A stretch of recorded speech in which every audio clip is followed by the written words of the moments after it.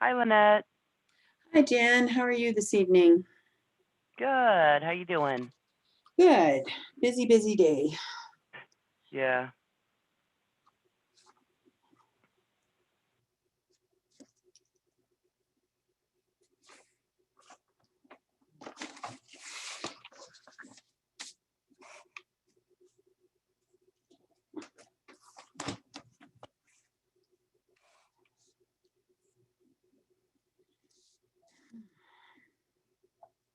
Hi there, Deanne.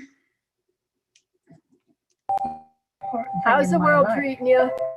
It's driving me crazy, actually. But it was a beautiful day.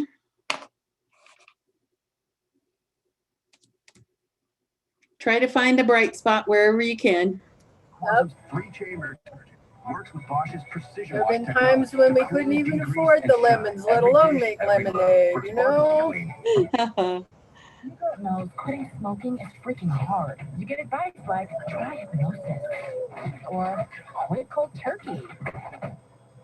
Shouldn't we? Instead, start small with Nicorette, which can lead to something big. Start stopping. I'm listening to the nighttime news, so I'm going to put my mute back on.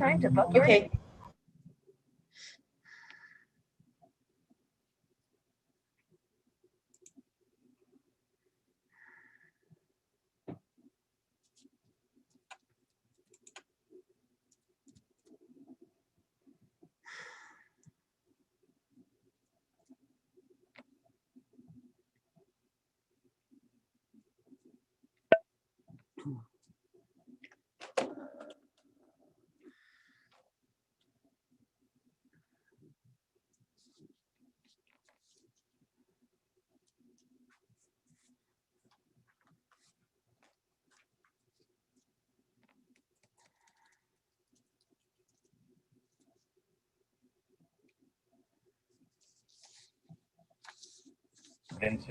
Oh, yay. The Aurora got cops that were beating up on that guy, made national news. Wow.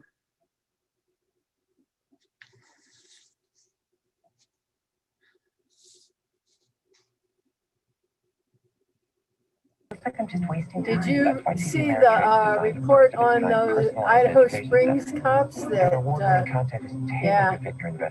I did.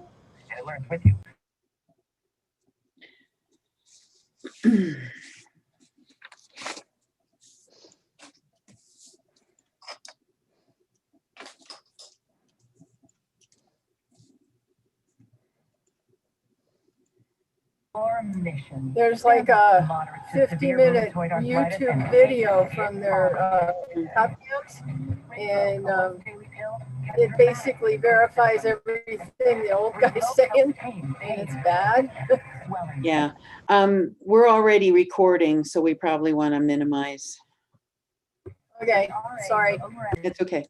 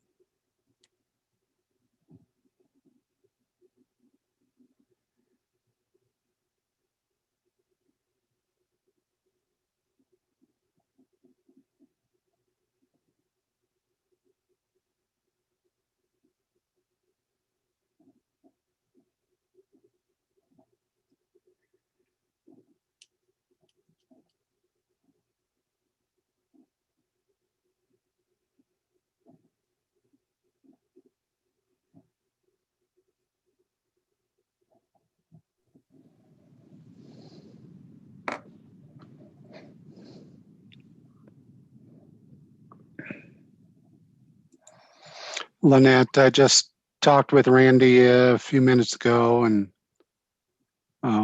we'll probably, it hasn't worked out regarding the Okay. academy requirements. So but he'll probably still provide a staff report Okay. for current stuff, so.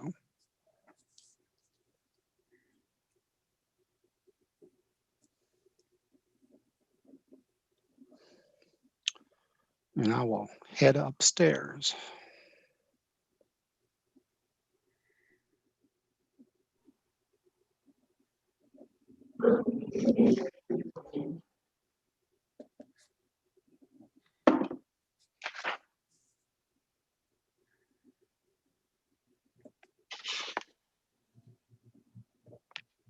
Oh,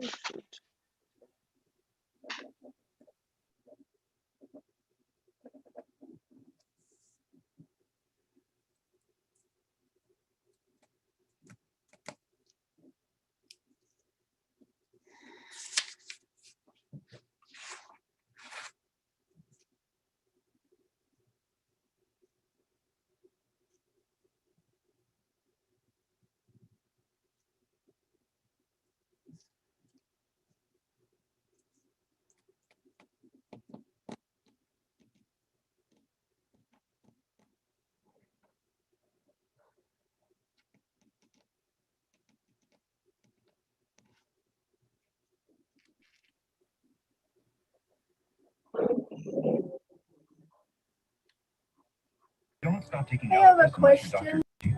Yes, Deanne. Why do we do the Pledge of Allegiance, but none of the other boards and committees and councils do? I don't know, tradition.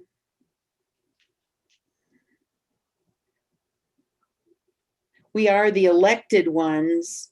They're not elected, they're appointed. That's just, um, Same with Rich.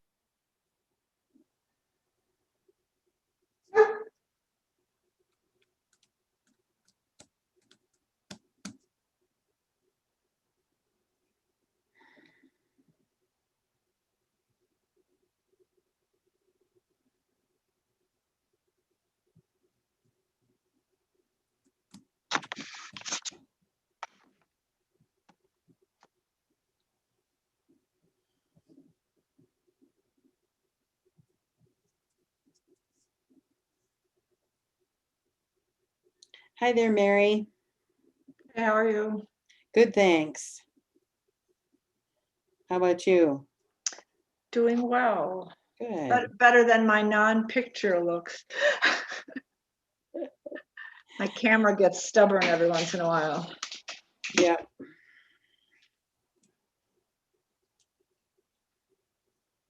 There I am. Here you are. Surprise.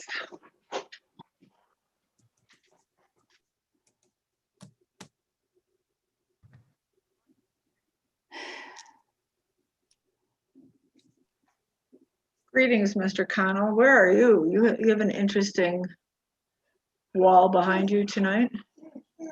You know, that's my green screen. It's a smokestack clock with half a picture coming. Well, there we go. So like if we go like this, we can. Wait, there's the half a picture. See, we could be thinking about a picture. We're thinking about time. No, I'm in the middle of a text. I apologize. Let me just complete this. Please excuse me. You have 2 whole minutes. And we're not quite to a quorum either, so.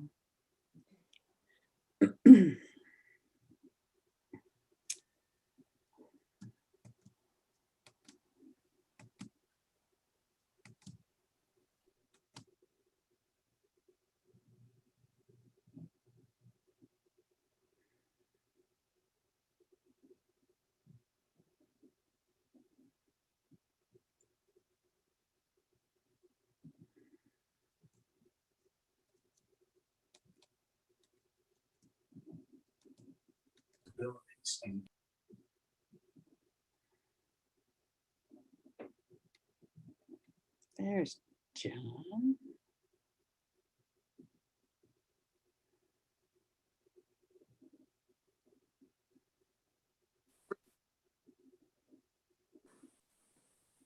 And there's Rich.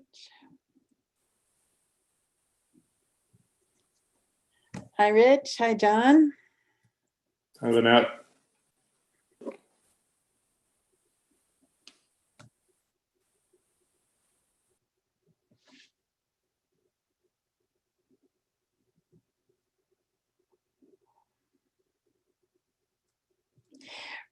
Rich, did you end up getting the Dr. Cog emails that I was trying to forward to you?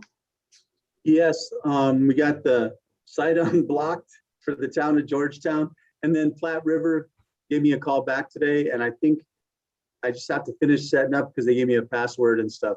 So we're Okay. good. Thank Okay, you very much. And that sounds like an interesting thing. I'm seeing if we can't free up my calendar for that 27th and 28th. So thank you. marvelous. Thank you. Good evening, Jerry. I'm here. Yay.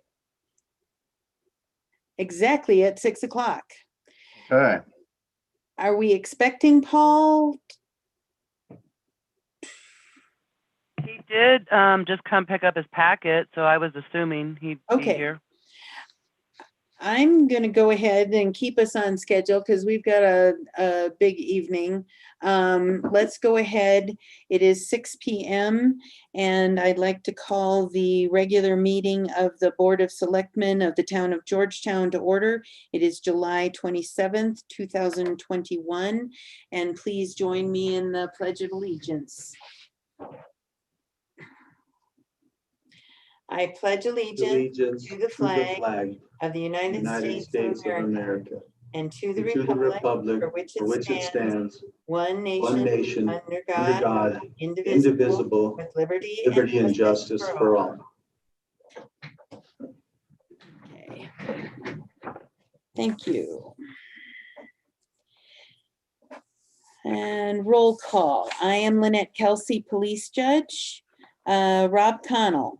Here. Deanne Powell. You're muted. Here. Thank you. John Jennings Here. and Paul Hinton.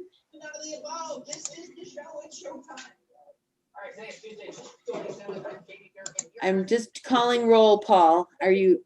I just got to you. Do you want to say here? Because I see you. Oh, I'm here.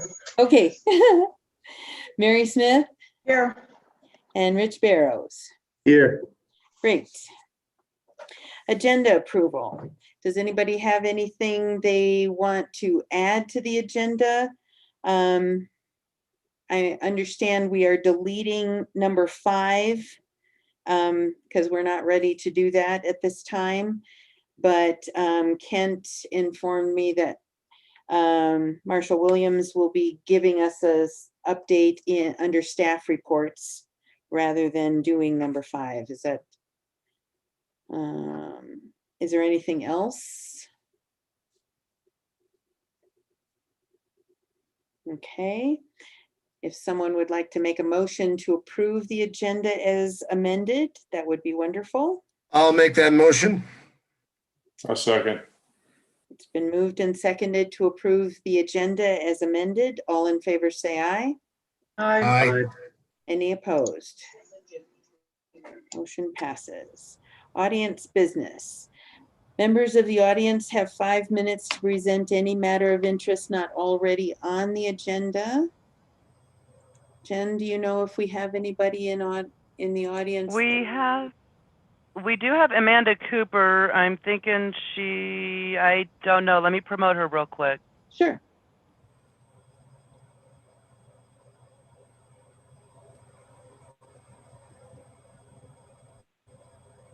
Hi, Amanda. Hi, I'm just listening. Sorry, I was trying to type in the chat and I couldn't do it too fast. You're just carry fine. on. You're fine. Great. Thank you. Okay. Just didn't want to miss you if you had something to share with us. No worries. Thanks. Okay. All right. There being nobody here for audience business, we will go on. Next is the payables. The payables that we have in front of us tonight are from July 9th through July 22nd, 2021. Any questions or comments on the payables?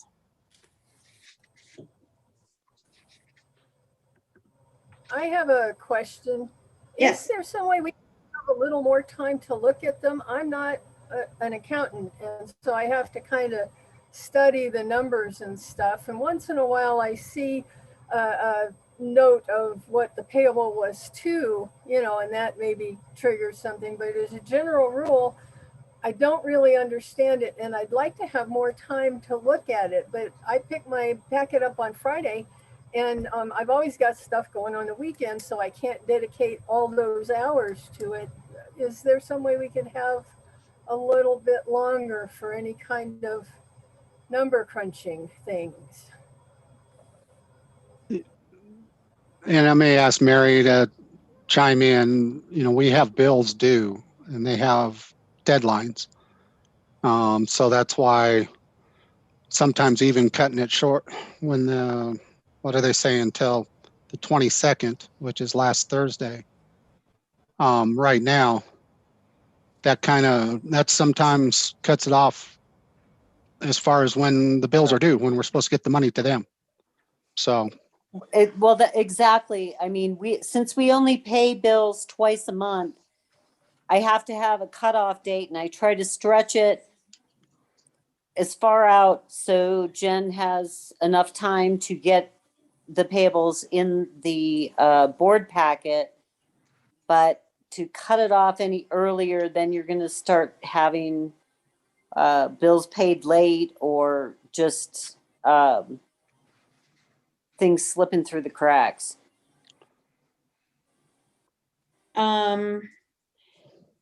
Yeah, that concerns me, because then you're starting to maybe incur late fees, and never a good plan.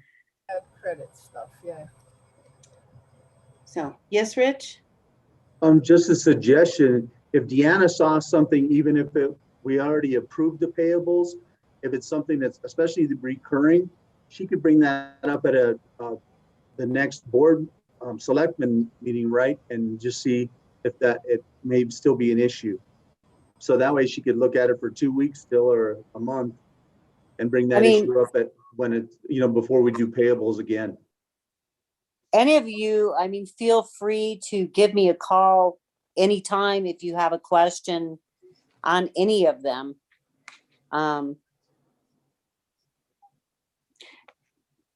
Yeah, Mary's always really responsive if I give her a call and say I don't understand this one, and even she'll get back to me always really quickly. So I hope, there's usually 1, 2, 3, 4, sometimes 5, maybe even stretch into 6 pages, but you do get used to a lot of them, and the ones that are not, they're like once a quarter, or only annually, that you can wind up having questions about that. But yeah, please feel free to get a hold of Mary Sims if you're not real sure about what that was about. And Deanne, you can even call as late as Tuesday afternoon before the meeting if you see something, Monday or Tuesday when you're reviewing it. And I'll definitely get back with you if I don't answer. So It just, this time we had half a ream of paper to go through, and yeah, understand it was a big packet. Chunks of budgets and things that I'd really like to look at, so I know what's going on, and like saying, I'm new guy, so some of the stuff you already know is just a recurring thing, but anyway. Sure. Again, feel free always. If you want to sit down and go over something that is kind of confusing to you, we can make time during the day and we can sit down and go over whatever you like. I just didn't have a chance to get through even the first section, the immediate payables, And then there's that whole other one that's twice as thick that the other accounting firm went through and audited. The audit. Yeah, and Yeah. I looked at that and just gave up because that would take several days, not just an hour, you know. So, yep, understood. I did have a question about, under the admin section on page 1 of the payables. There are 2 mileage reimbursements, and the second one doesn't really say who is being reimbursed for it or who it was for. Do we know? That was for Kent, and we did determine that it is a duplicate of part of the earlier one, the 171. Oh, So okay. we will rectify that. No, I'd love it. We wrote a check Thanks. for the one, and then the other one was reimbursed out of petty cash, but we don't normally do that. And Right. so I think he just forgot that it was done. I mean, no harm, no foul, we can fix it. Right, okay. Okay, duplicate and will be fixed. Thank you.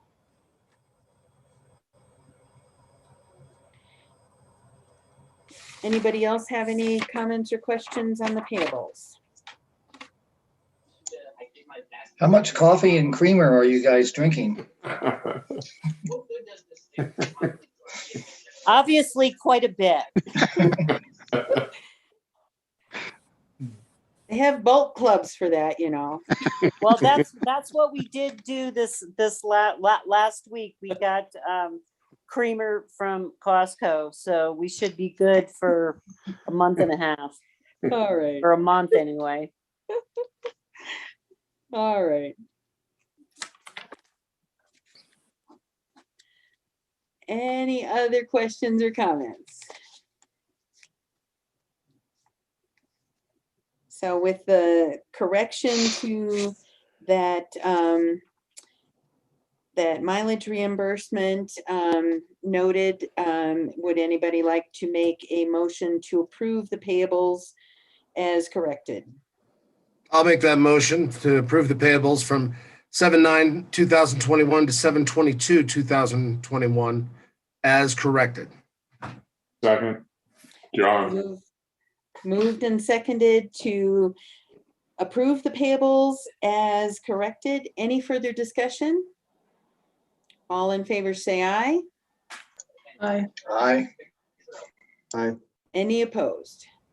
I'm gonna say I don't know enough to vote on it, so opposed. Okay. All right, next we have the minutes from the meeting of July 13th, 2021. It was a regular meeting. Any comments or corrections or questions? Yes, Deanne. In the first paragraph, it's talking about all sorts of parts of the road project. Oh, wait. Give us a page number first. Page 2. Yes. At the top, a new and unfinished business, 2021 street project.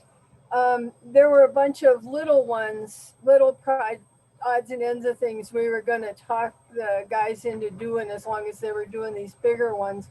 What happened about those? It's not mentioned in here. I've been trying to get the curb out front of my house fixed for like 3 years. Okay, but that wasn't in the agreement. Maybe a mention of other possible future, but it's not what was voted on. It was mentioned at our meeting. I understand. So in the minutes. Okay, so you want to add, after the motion, you want to add other small projects were mentioned, and Kent will look into that, whether they can be done. Is that how you? Something, I would put it before the motion because that's when it was talked about, but something, yes. Wherever it's appropriate. I just didn't, if it's, there were other discussion items, but the, yeah, wherever it's appropriate. Yeah. And then I also have another one under Strauss Park, imagine that. There are never any of the objections included in, and I have a real problem with it, that bathroom being a prefab building. I don't care about the inside. The inside can be prefab, but the outside needs to look historic and Victorian and all of that kind of stuff. It just looks like a little garage, and that's not mentioned in here, and that was, we talked about it. You know, we need to have a really accurate going over of what we talked about here in these meetings, for if somebody looks back on this, they're trying to find some point, you know, just like in a Google search, you need a keyword. The objections need to be in there too, to make it whole, to make it a valid reflection of what went on at the meeting. Doesn't have to be completely word for word in depth, but there should be a mention, not just somebody had an objection, but somebody had an objection about XYZ, you know, and it's not there. So Okay. Would it, I mean, we didn't list all of the comments that were in favor of it either. All we did was just discuss the, you know, the nuts and bolts of it. We didn't really include any of the aesthetic kinds of comments. So I guess I'm not objecting to having a comment about concerns were expressed by Selectman Powell that it didn't conform to the of downtown, yeah. Okay. Is that But okay? we just need to do that, because if you look back over with Strauss Park specifically, I've been coming to meetings for 2 years when we could go in person and by Zoom once that started. And almost every time I put in a comment and none of them are recorded. Consequently, if somebody in 10 years is looking at these minutes, trying to find the spot where something happened, they aren't going to find that because it's never included, which makes our minutes inaccurate. Okay. All right. There have been comments included. I wouldn't say it was never. There have been comments included. But in order to, and it's not a problem to include a comment here, but it's also, I mean, at some point we probably should have a general discussion. What should the board minutes be? If it gets more towards including all the comments, you know, that is quite a bit more than what we're doing right now. So It's going to give you. Excuse me, I'd like to say one thing. Yes. As a town clerk, I was taught in the minutes to write about the facts.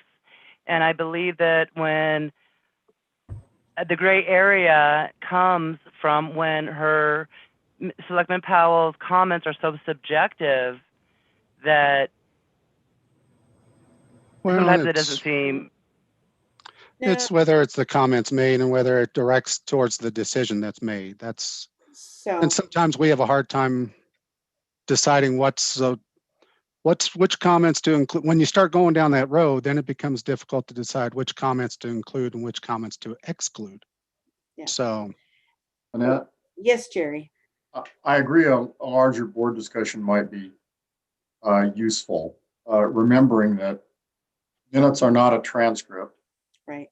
You're not required to do anything more in minutes, frankly, than say this motion was made and it passed or it failed. Now, having said that, communities throughout the state, you know, adopt kind of a wide range of approaches to minutes. Some are much more action minutes. This is the formal actions that were taken. And so I think it's important for Jennifer especially to have some guidance. yeah. In reality, And the comment I made is really important to me. And I want to make sure it's in there. The comments that other people made aren't that important to me. And what ends up happening for Jennifer, and I see this in other cities, is that it's very difficult for the clerk to really be able to know at what level you want minutes to be written. And I think it's a good suggestion to elevate the discussion to more of a board guidance, because otherwise you'll keep doing this, and each one of you, it's not any one person. Each one of you And will I'm say, just well, curious. I remember saying this thing. I remember saying this thing. It's not there, and you've all probably done that. And I honor the fact that you, each and every one of you, done that, because what you did say was important to you. But for Jennifer, it's a struggle. So Yes. I agree, she should be helped out, and you should all help her, so that when you've done Excuse that, me.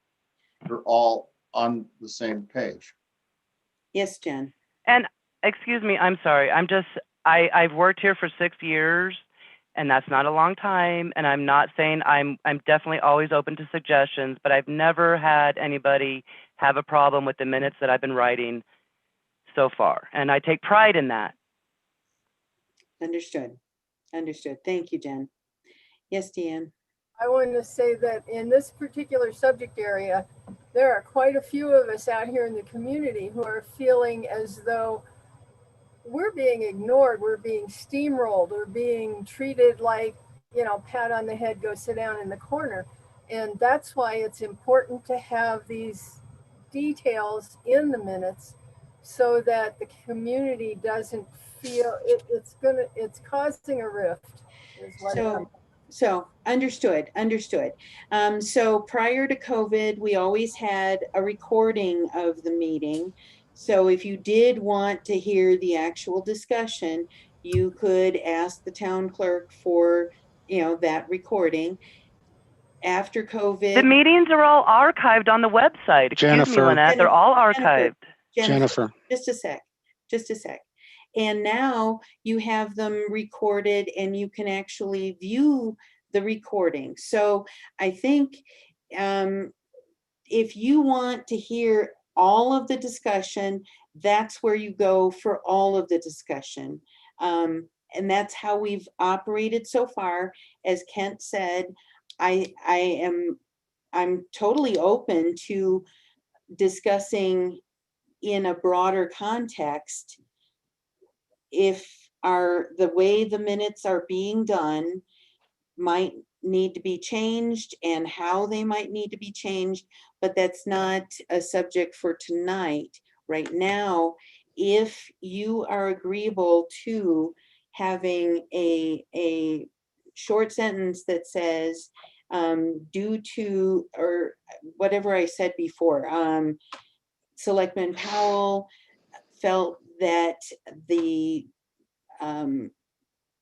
historic character of the downtown district was not being followed in relation to this new proposed restroom, and gave objection. I'm all right with that as long as it's kept short. And then we open the discussion up later for a broader give and take, figure out what we really want going forward. So does that, okay, I get a thumbs up. Okay, thank you very much. All right, any other comments or questions? Yes, Rich. And Deanna, we are listening. And the subject of that restroom, we were given a deadline. We're going to spend the money. And if we want to put a historic face on it, we can use rock, we can use brick. Once it's in place, that can be something that the board can look at if we want to make it fit Victorian architecture in the area. And when you were making comments about Towel Street, I was back there this weekend for the food trucks. So we are listening to you and you're making some good points. So I hope you don't feel like you're not being heard. Thanks. Thank you. It's not just me. I'm representing a whole bunch of people that aren't happy with the whole Strauss Park plan. Understand. Yeah. Understand. If I could make a comment here, Yeah. Yes, Paul. any opposition to the Strauss Park restrooms should have been addressed to the Design Review Commission. That's not our job. The Design Review Commission has already approved this. And so we can't go backwards. I mean, we're Okay. going to be butting heads with the Design Review Commission, but that's not our job. We're here as a Board of Selectmen. And Just my we 2 cents. sent them a paper with pages and paragraphs of where the Strauss Park things were wrong and So, the violation of DRC, and DRC is not doing their job on this. They're getting okay, that is your, that's not here. We're trying to deal with yes. Right now, we're trying to approve minutes and correct things that are done in error or maybe things that got missed. So we've gotten this far. We're not debating whether the DRC did things correctly. We are looking at the minutes from last meeting. So any other corrections or comments on those minutes?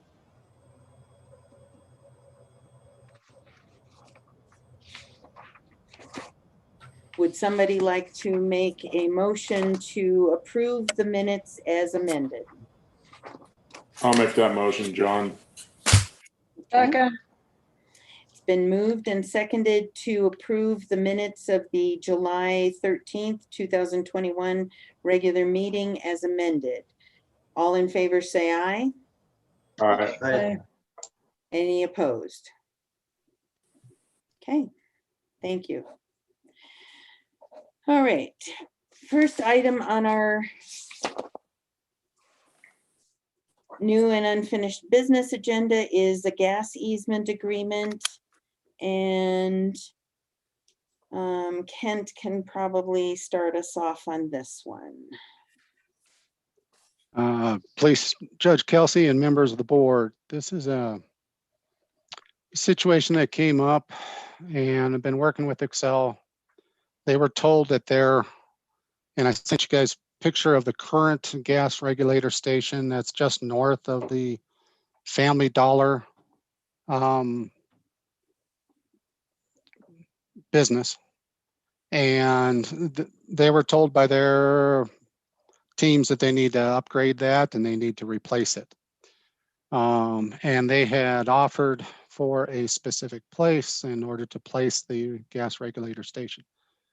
It was going to affect, and I'm going to share my screen, I think. If it'll come up and show on the map. Can you guys see that now? Yep. They started, here's the Family Dollar from overhead. This is their north entrance. And this little, right there is the current gas regulator station. They had started with wanting to have a place up in here to place their gas regulator station, which is an old 17th Street right away. It was vacated and given to the adjacent property owners many years ago. And but it retained a utility easement. So Excel had, the representative for Excel had asked for an easement in this area. That was not, that's right in the, this is all zone commercial. Obviously those vacant lots north of the Family Dollar, it's right, it goes like right in the middle of the property. That was not going to work either for the property owner or for the town. That did not seem to be a good place. So we talked to them, met with them a couple different times, and then finally came for this, and I'm going to highlight it, and hopefully it'll show a highlight on your screen, although the white covers it. Hit the X. Hit the X and see if hit the X out. appears. Oh, it's still. And then it's gone. Yeah. But that's the strip we're talking about. And it's the strip that's adjacent to the Argentine Street right away, which is the old Highway 99 and Highway 6 right away. I don't know which one it's called at that point, Yeah. but this belongs to the town of Georgetown. And it would be adjacent to their current gas regulator station. So they took a look at it and they agreed regarding that would be better towards the corner of the property. I don't have a design from Excel as yet. They're working on that. There's a power pole there too, very close. You can see the shadow of the power pole. That's pretty close to that. So whether it ends up on this side of the power pole or on the other side, that's why the easement is described the way it is. And then they may have additional piping that goes for the rest of the parcel, but that'll be underground. That won't be above ground. What they really need is a 20 by 20 foot area. That'll be a fenced in area.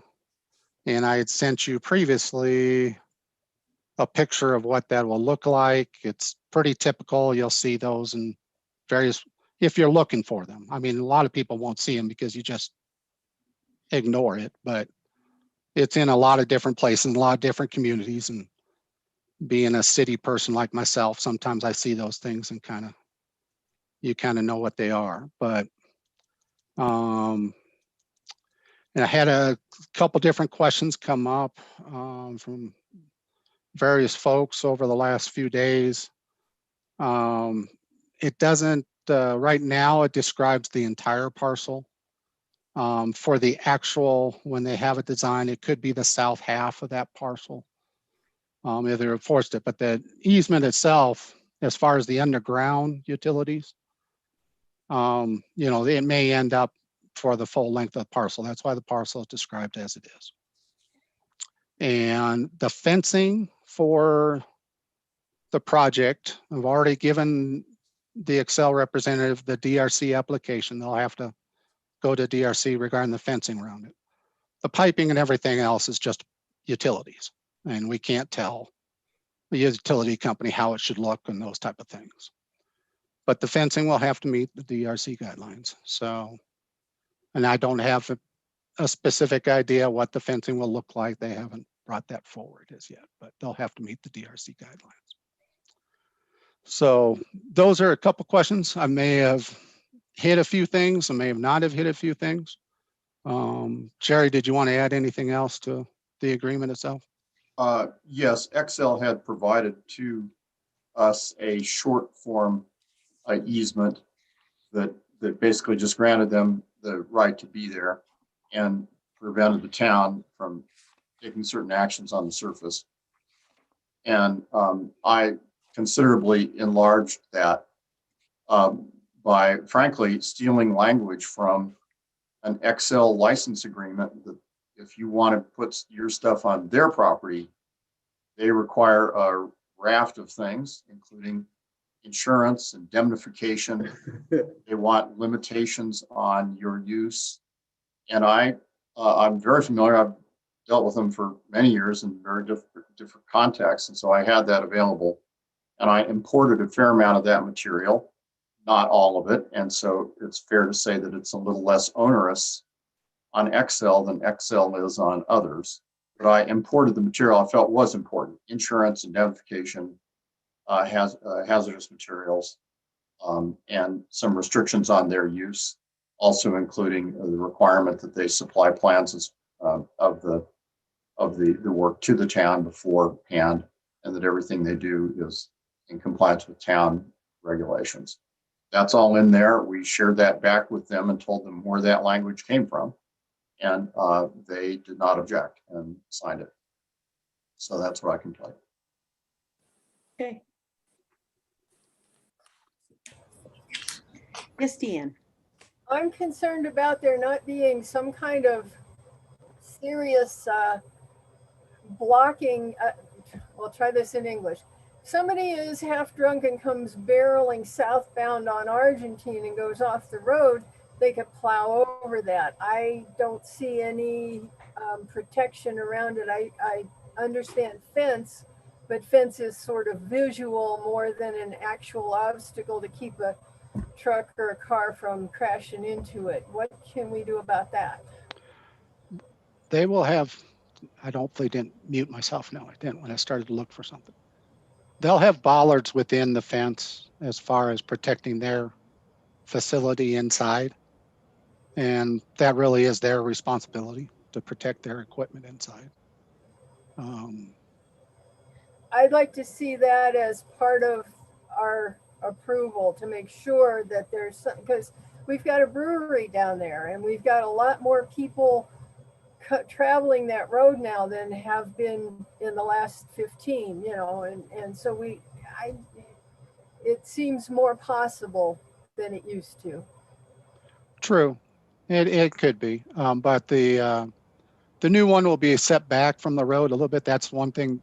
One of the reasons why they want to replace it is the current one is, shoot, it's a turn of a wheel. you could hit it. Yeah. And it doesn't have much protection around it. So why isn't it down on the northernly end of that strip of property? because that's at the center of the property, the entrance that could be the entrance into the commercial property, whatever is going to happen with that property at some point. So the property owner was requesting not to have it towards the center of the property, as far as the property owner behind us. And also the access from that driveway into, and I can share the screen again and show that the access from the Family Dollar little driveway here is much easier on this end than if you're up on here, and you don't want to block Argentine. If you're down here, you can get off of Argentine for the service truck, for Excel's service truck, and actually access it easier if it's towards the corner. So that was the thinking. If we take a worst case scenario and it decides to blow up, it's going to take out half of Family Dollar's building. And it just seems like if it was farther up, it would less impact them. Until that's built out, it seems like the better. Well, they're not going to move it once they place it because it'll cost them 6 figures to actually build this thing. In fact, 200 to 300 they were talking. So it's significant investment for them. They're not going to move it once it's placed. And from their point of view, that's where they would prefer to have it. After that initial site was saying that wasn't going to work for the rest of us. So I guess I'm pretty confident that Excel protects their own facilities and they've taken safety measures when it gets designed and installed. I'm not really concerned that it's not the town's responsibility, which is why we have indemnification clauses in this lease. I did have a question under, what number is it? It's on page 5, item G. The last word is grantor. I guess I'm not, I'm wondering why it's mentioning gross negligence or willful misconduct of the grantor, which is the town. I'm not sure how that.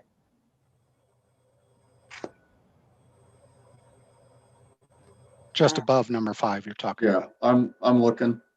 Yeah. 4G basically. Is it 4? Okay. Yeah, it's appropriate as written. That's a carve out to their to the grantee Excel's indemnification obligation is if the grantor, the town, acts in a grossly negligent or willfully misconducting way. That's a pretty common carve out, and it's a fair one. If a town shop truck goes down there and goes on the property and starts trying to unhook the pipes and rework them for some reason, that's grossly negligent on our Sure, part. sure. Okay, okay. I just wanted to make sure that Yeah. it wasn't, just a mistaken grantor for Yeah. grantee and, Good fly specking.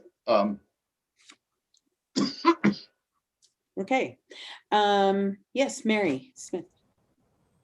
So I would just like to note or have in the back of our minds that once this is constructed, that it's placed so that it doesn't interfere with any pedestrian walkway that may be developed as we extend that area and further develop that gateway stretch there.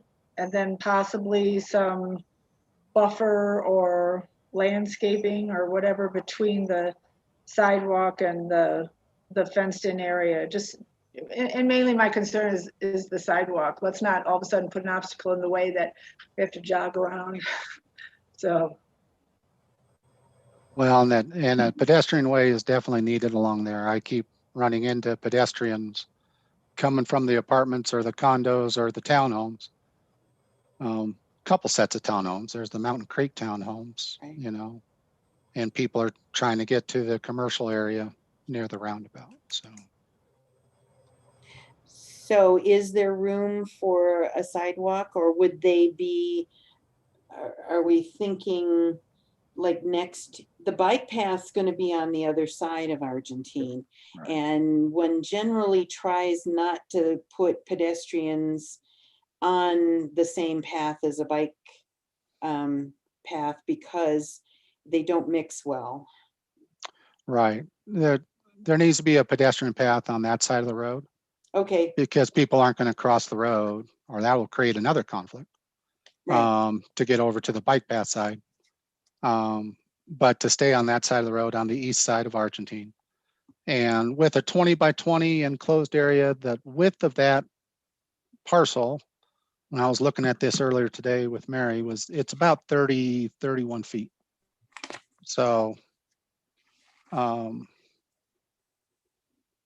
be enough room as long as they shove it to you. okay. So is that going to be taken into consideration at the point where they're wanting to put the fence up? And we require that it be that far away, set back that far away from the road? That'll have to be communicated to Excel as far as their design, once their design comes back, and we can certainly communicate that to them. Okay. As long as it does get communicated, yeah. Okay. Would there be any reason, Excel can be very firm in what they want and what they don't want. And so this easement width being 23.5 feet, if it were reduced to 20 feet that started back further, would that get the point across better, or would that still be workable for them? I don't have their representative here, so I can't speak on behalf of them. Okay. We offered an invitation to Excel to join the meeting. Mhm. Robert Lurch did not. I could certainly ask them of that. If that's going to be a stopping point for the board, we can certainly table that and get the answer back, or we can take care of the easement. So. Are they in a huge hurry to try and get this? Well, they want to be able to build it before winter, obviously. Absolutely. That's the timing issue. And then if they still, they got to get the fence, they got to get the plans done, they got to get the DRC approval, and they got to get the, they're wanting to get this done by heating season, Sure. which around here can be September. October, November. So that's the question. So. So, yes, Deanne? Does the town own that whole square parcel and is just thinking about cutting the Argentine edge off? Why can't it be 90 degrees and run parallel to the back of Family Dollar so that it can be put on the back corner away from the street? That's owned by a different property owner. Okay. Only this strip is owned by the town. Okay, that's what I was wondering because This whole big thing is owned by somebody else. okay. So. And they didn't want it too close to the creek. That was the other thing that came up in various discussions because of floodplain issues. They cannot put it in a floodplain or have it within area, the different areas that are within floodplain maps. Sure. So. Yes, Jerry. From an action sort of procedural standpoint, you could do one of two things. You could, pardon me, continue it until the next meeting with having Kent check on the sort of 5-foot setback, if you will, or you could approve it with the condition that the setback from Argentine be 5 feet. If that worked for them, then you're all done. Doesn't have to come back. Right. If it doesn't work, then they can come back and discuss the setback with you. So there's at least a 50% chance you're all set. It's an idea. Yes, thank you. How does the rest of the board feel? I'm good with the second one. Just asking for that. Just write it up and just see what we get. Okay, so it changes the legal description, or doesn't it? You're muted, Jerry. Because I was coughing. Yes. It would change the legal, but that's something we're going to attach anyhow, and that can just be adjusted. So if you went with trying at least to approve tonight, you'd take the present motion and add at the tail end of the motion with the condition that the legal description be set back 5 feet from Argentine. If you added that phrase, then you've got it approved with that condition. Okay. So moved. I'll second it. Okay. It's been moved and seconded to approve the easement agreement with the change that the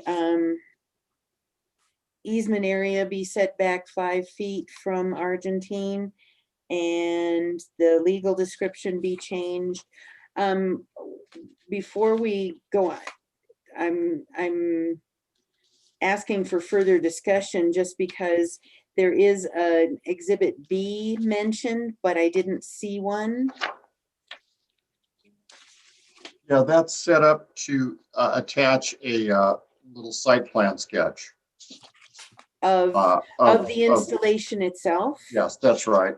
Okay. And that way, because this will get recorded, 4 years from now, 5 years, 10 years, it'll be nice to have not only the legal, but the site plan sketch. Sure. Going forward. Is That's our right. typical easement only 5 feet at that point for a setback on the front?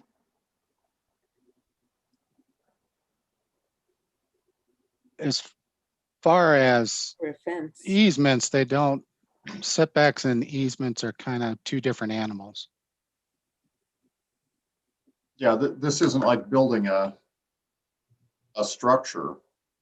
But it is a permanent semi-structure. It is. If you want to insist on a larger setback, then do so in this motion or table it. And we'll see how far back from the street works for Excel. All I was doing was trying to articulate the 5 feet that I thought everyone wanted. But if you want something else, you can add that. I think the urgency is on Excel that they want to get it built within a certain timeliness before winter comes. And they could certainly get their act together and submit all the documents back to us in 2 weeks and be ready to move forward to other meetings. My hesitancy is to to recommend this with these ifs and we're not certain yet and we're missing one attachment, I'd rather wait and see the whole package, completed package. Okay. Any other further discussion? I agree with Mary. I want to see a solid solid as is agreement. Okay. Any other further discussion? Okay, the motion before us is to approve it with the changes that were described.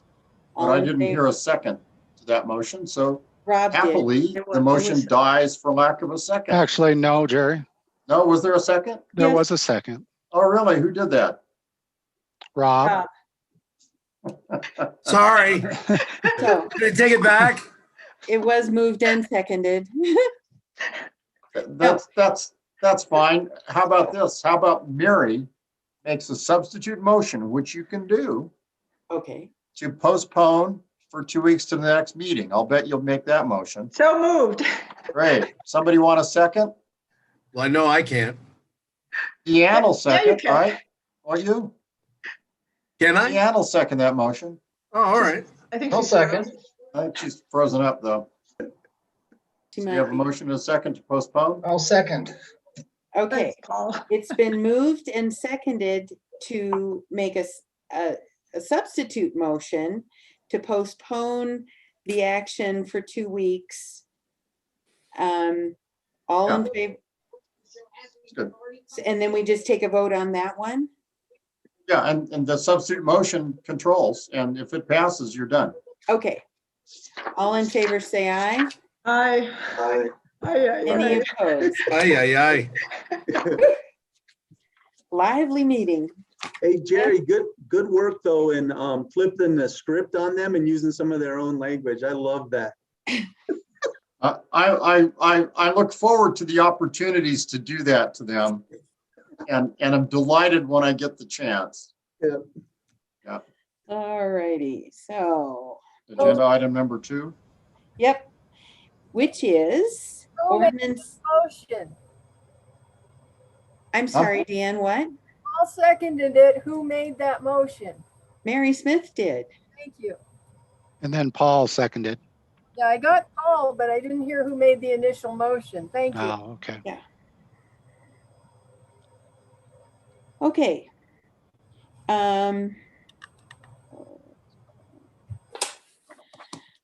Okay, agenda item number 2 is ordinance number 4, series 2021, an ordinance amending section 10.04.120, parent 1, or parent 2, I'm sorry, of the Georgetown Municipal Code concerning traction control devices. On the staff report on that, Okay, members of the board, you had previously adopted an ordinance that's basically the chain law allowing our officers to ticket for failure to have traction control devices on commercial vehicles on I-70. And that's fine. And the ordinance you adopted is as shown here, or the section you adopted. I separately learned from and these have to be approved by CDOT before they can be enforced. And CDOT takes the rather strong position, I guess I understand it, that nobody but CDOT can be erecting signs on their highways. And so they would not approve the ordinance unless it removed that, which I have to say is reasonable.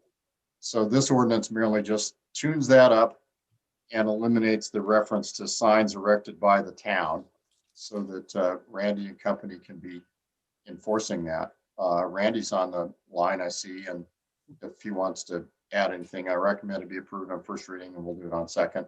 Then we'll send it again to CDOT, and I know that they will approve because I've seen them approve other ordinances with this adjusted language. What CDOT language can you use against them?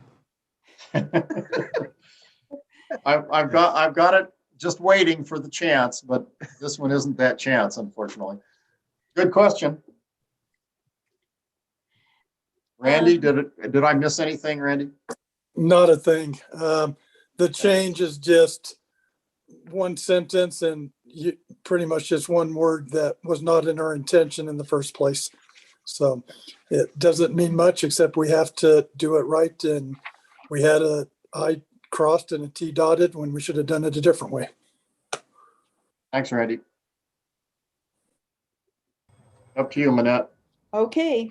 I guess just for point of clarification, in our agenda summary, we've got two different ordinances referenced as when the previous one was adopted. Do we know which one is the correct one? The first paragraph in the summary says ordinance number 6, 2020, and then the second paragraph says ordinance number 8. I'm not sure. Or are they two My separate? suggestion is we can figure that out and put it in the summary for the next meeting at second reading. Okay. Okay. If we could straighten that out, that would be great. Any Yeah. other comments or questions? Deanne? I'd like to see it say within town limits rather than the town in the 2 or 3 spots where it says, you know, somebody comes in without chains. Where are you? Is this in the actual ordinance? In the wording, yeah, let's see, hold on 2 seconds while I get to that page. On the actual ordinance page, about a third of the way up from the bottom, 10.04.120. Traction control devices. In that paragraph 2 thing there, it says within the town shall equip said vehicle, yada, yada. I'd like to see it within the town limits or city limits or town boundaries, something like that. Just because it seems like town's sort of vague. I mean, it's tricky to know that our city limits are down at the dam, for example, or up at the dam, north of here to the dam, you know. And it just seems like if it says within city limits instead of town, it'll be a little more precise. I can respond. Okie dokie. The ordinance is only directed towards, and especially because of the cost and the signage required, is only directed towards vehicles on the highway. So it's not feasible for us to be able to enforce the chain law within the town limits. And there are no towns in the state that I'm aware of that actually do that, except on the highway. So when we've had problems with unchained vehicles down by the dam where it can be a problem area, excuse me, that's not going to be enforceable by this ordinance. This ordinance is specific to the highway. We're doing a lot of time taken away from us, a lot of impact on the town. And when we do write the summonses, it would be going into the state coffers. This is just a way to direct it into the municipal coffers. So did that answer your question? I see where you're coming from, but it actually takes the focus away from the traffic on I-70 and kind of implies that you're talking about all the town limits, whereas this is only referring to that portion of the I-70 that's in the town. Does that make sense, Deanne? I also don't believe the town select persons would have supported me trying to put forth an ordinance requiring everybody, because this also can apply to personal or passenger vehicles on the highway. But I don't think the town select persons would have supported that at all, to where if you were driving up and driving on the frontage road from Starbucks in Dumont, that you got a ticket for $600 for not having chains on because it started snowing after you left. It wasn't our intention. This is more in line with the already in place state traction laws. Okay. Any other comments or concerns? All right. I believe there is a recommended motion in your packet. This I is, move the adoption of ordinance number 4, series 2021, an ordinance amending section 10.04.120, parentheses 2 of the Georgetown Municipal Code concerning traction control devices required on the first reading. Second. it's been moved and seconded to approve ordinance number 4, series 2021 on first reading. All in favor say aye. Aye. Any opposed? Thank you. Okay, next we have the Parks Master Plan. Kent? would you like Sure. to start us off. Police Judge Kelsey and members of the board, this has been in the works for a while. Your summary was included as far as after the sales tax for parks was passed. This was one of the items that was identified as one of the first things to try to accomplish. And it started, there was quite a bit of work in trying to get a firm selected. There was a firm selected and it started work on it. And then we I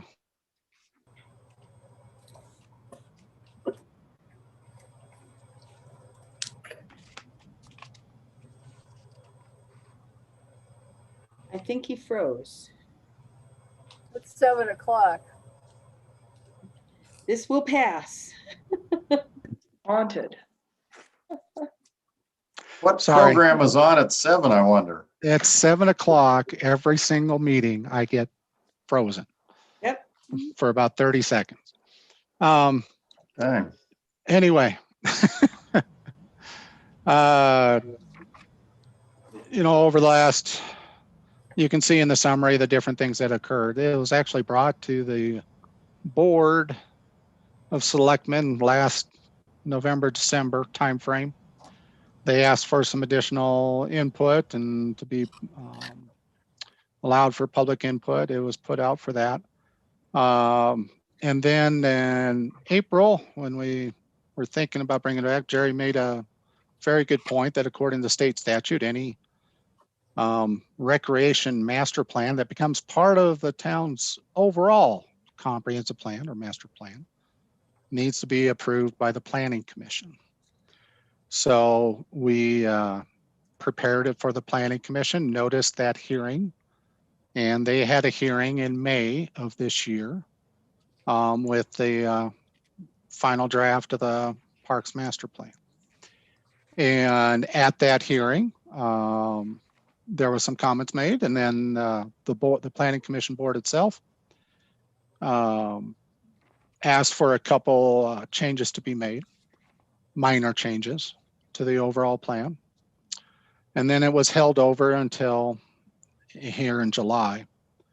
And there had a resolution by the Planning Commission. Then that's what is included in your packet is a Planning Commission resolution number 1, series 2021, which states that this Town of Georgetown Parks Master Plan is hereby adopted, and it includes a bunch of information in association with the Georgetown Comprehensive Plan. And then they also recommended it for approval to the Board of Selectmen. So that's the action the Planning Commission took at their last meeting. And that's why it's brought to you.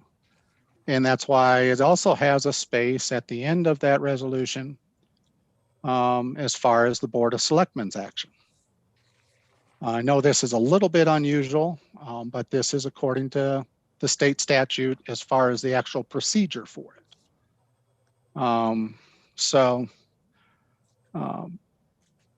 There could be quite a few comments about the plan itself, and certainly welcomed and stand for any comments by the Board of Selectmen regarding the Parks Master Plan itself.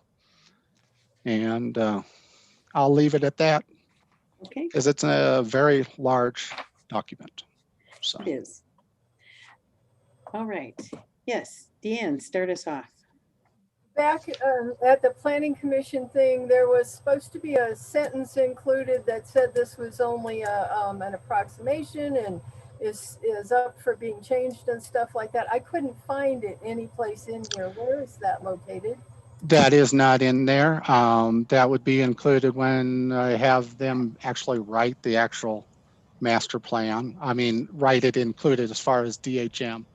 As far as including your packets, the Planning Commission was last Wednesday night. I was not able to get it from DHM Friday to include it in the packet. So we included the plan as is. That sentence is not included. It will be included. It's not my phone that's ringing, but.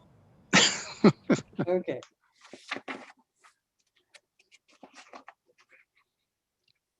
Okay. Yes, Deanne. They justify a lot of what they did, talking about surveys and canvassing and the like. And almost all of the things in it, it's showing that less than 5% of our population responded. And I have a problem that we're trying to make this big of a change and spend this much money when such a small percentage of the population responded. Our population in 2019 was 1,131. It's probably a little different now, but that's the number I played with. And most of the responses, like for City Park, there were only 44 responses. That's like 4%. For the dog park, Whirlin, it was 48. The one that seemed to get the most was the pizza park of all things, and it got 56. 56 people out of 1,131 is a really small percentage, and I think there needs to be bigger and more encompassing, even if we got to stand somebody on the corner and, waylay people as they walk past, we need to get a better response, because I'm not willing to vote for anything that only 5% of the guys know about. Well, there were opportunities presented. And I will say one thing that Mark Wilcox stated on a number of parks and recreation master plans that he's completed is it's hard to get responses from people. You're not going to have a 50% response. He says most of the time you get 10 to 20%. If you're really lucky, you might get 25% response. And as far as a total response regarding any suggestions. And I'm just relaying as far as, and I've done communicated surveys to different communities over the years. And it is hard to get enough of a response. We felt very fortunate in a previous community I worked in when we had a planning commission survey, and we ended up with just around 30% response. That was incredible to us to get that sort of response. I know it's difficult to get response. And the thing is it changes over time too, as far as,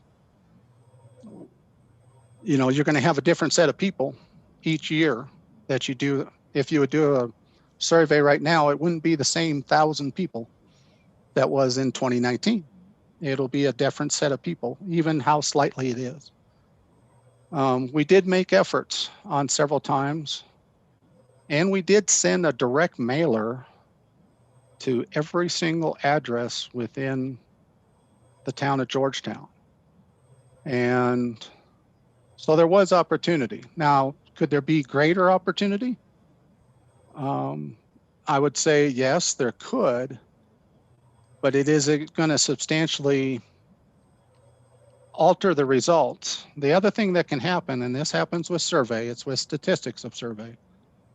If you would have survey of 200 people, but it happens to be entirely 200 people that are 50 and above, or all the 20 and 30-year-olds, you will have far different survey responses based on which 100 people you ask. Mm-hmm.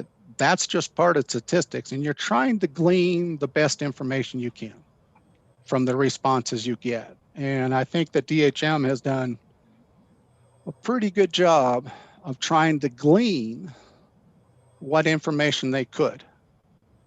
And we tried several different ways in order to contact people to get them to participate.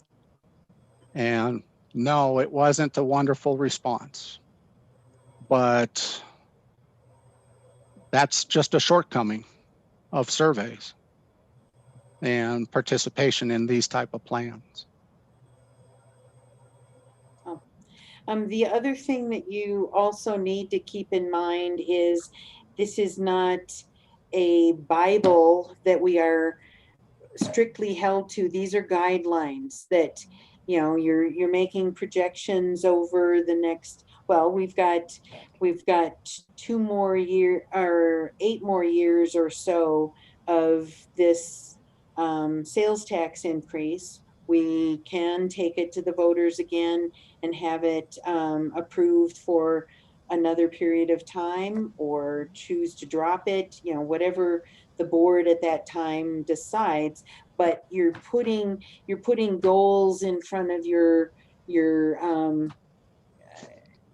community and saying, this is what we'd like to achieve, this is what we envision, but you're not absolutely held to making every single piece of this happen. It can be altered and changed over time. So just wanted to make that statement, because that's a master plan, is just that. It's a plan. It's not absolute, you know, written in concrete, written in stone commitment. It's a plan. So yes, Deanne. DHM is not adequate for dealing with historical things. And a different company should have been arranged. This is, they're city people. Every time we've had a meeting, they've proposed something that was so out of character for Georgetown that even people like Cindy Neely commented on it. Consequently, DHM shouldn't be allowed to deal with anything south of like 15th Street or something, because they just are not in sync with Georgetown, and they don't understand us. And every single meeting, somebody would bring up something, and they would come back at the next time they were there with something that completely missed the mark as an answer. Just as an example, when the Strauss Park again was, they were talking about the parking lot at the DRC in June. They had lights supposed to be over the parking lot that were called lights for Walmart. They were too bright, they were too modern, and granted, DRC went through and said, no, they need to look a lot like the lights that are already there, like an old-fashioned kind of lantern type thing. But every time DHM has done that, and so consequently, we've got too little of a sample that they're working from. They're working from a city, not a mountain mining town headspace, and there's just too much wrong with too many parts of this, especially the historic end of town. So I could go and support a lot of the things down on the lake end, despite the fact that I don't like them, because if we had even a half an IQ, we'd be valuing our historic thing that we've spent 67 years, our trademark, our brand, if you will, and even have made down by the lake look historic, or historic-ish.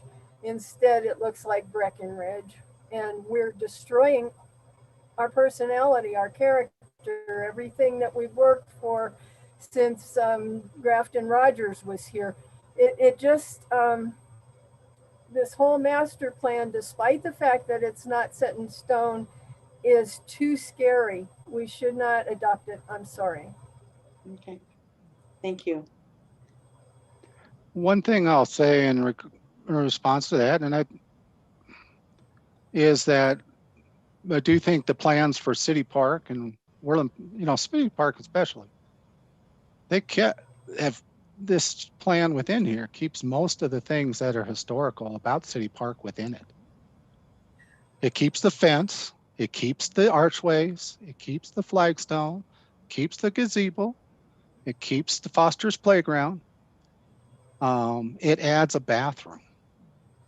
That's about the only thing it's added in City Park. So, When we were discussing the bathroom before, it was between putting it in Worland and putting it in city. I made the argument we needed to have it in City Park because you don't want a 4-year-old running across the traffic, the road, that end of Taos. Now, seeing the mess that they're doing and what's been approved to put in at Strauss Park, I don't want the bathroom in City Park because it's going to screw it up the same way the one downtown is going to screw up the historical feel of the place. It looks like a garage. It looks like a trailhead for the Forest Circus. It doesn't look like here. Okay, that's way down the road, Dan. I think, so calling for a restroom that is a needed facility. We've recognized this for many years. Doesn't mean that we've already designed it and approved it. So let's save that discussion for a later time. We're looking at master plan here. We've already committed, we've hired them. I realize you don't like that, but we have hired them. They've done a good job. They have made an effort, and we can't force the rest of the population of Georgetown to weigh in on this. We've invited them, and the people that were interested in coming forward came forward. We go forward with this. We don't stall it out and say, well, no, don't approve the master plan because we didn't have enough input from the public. We got what we got, and I think we go forward. So, it's Rich. Please, Judge Kelsey, I have a question, because I had to go through this with a $300,000 project today and was reviewing the budget. What the vision wasn't necessarily how everything came out, and piece by piece, and spending that $300,000. Those, my understanding is the Park Planning Commission and the DRC has to approve anything when we actually try to make the vision come true. Yeah. And so to me, that's where that may be the point where you argue some of those questions.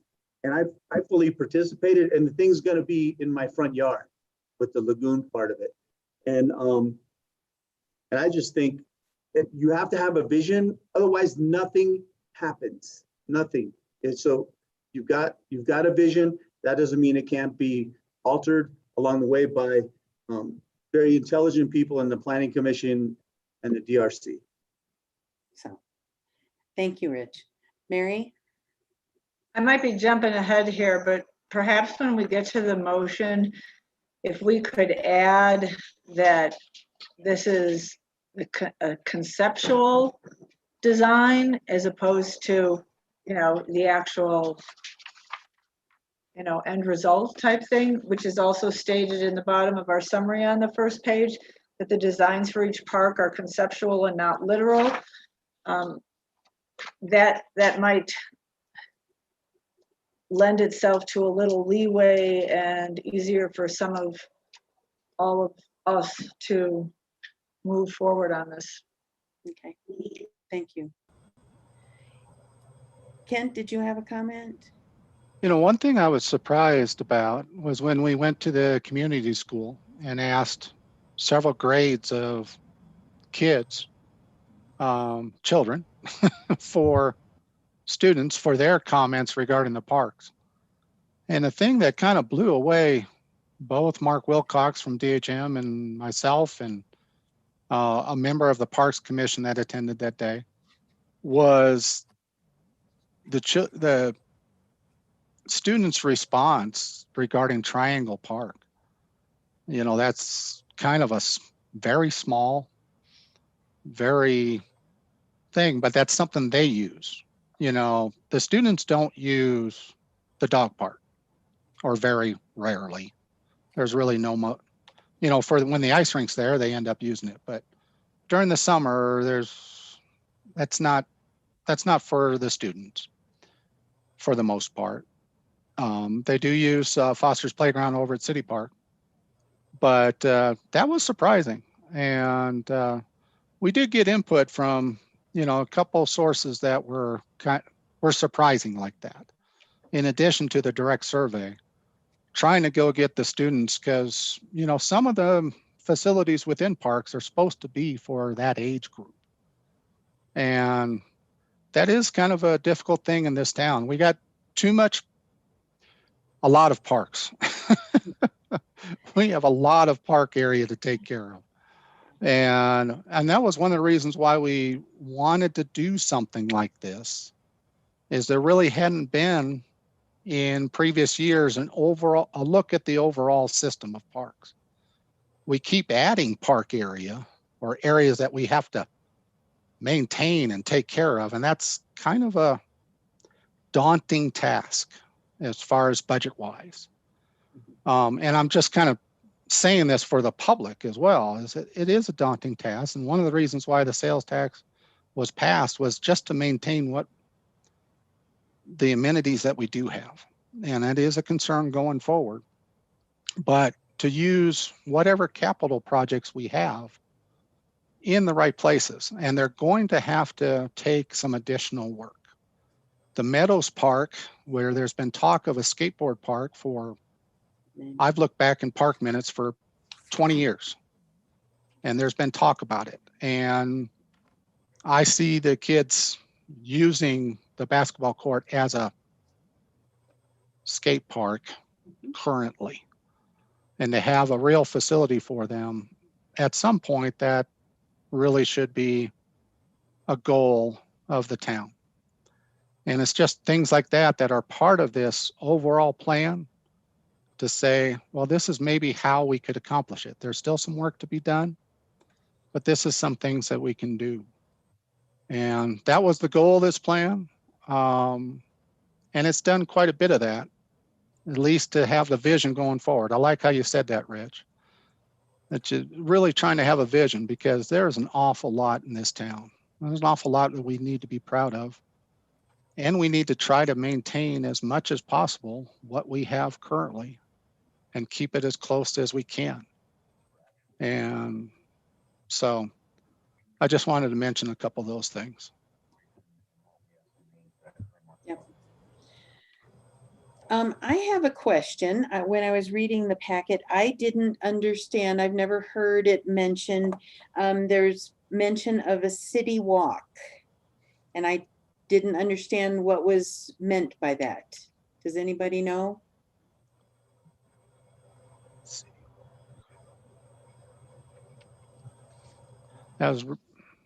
It was in the lists. Number 9 on that list on Yeah. page 15 under the park inventory. Yeah. Right. Yeah, I saw that and wasn't quite sure. It's connecting the parks, or how you would walk from park to park, but. Okay, well, but it's way down. So number 9 on the map is kind of way down at the south end of town, almost where you would start walking up to hook into the Rutherford Trail and the Right. trail up to. So I just wasn't sure what was intended. I mean, to me, I'd never heard it mentioned. I don't know what they meant, but you want people in a historic district to just wander the streets and look at your historic structures. And I'm not sure. Yeah, you do want some connectivity between parks and trails, but I just wasn't sure what that was intended. I've heard his explanation previously, but it's not coming back to my mind Okay. right now. Okay. So. Okay. Well, just wasn't clear on that. So,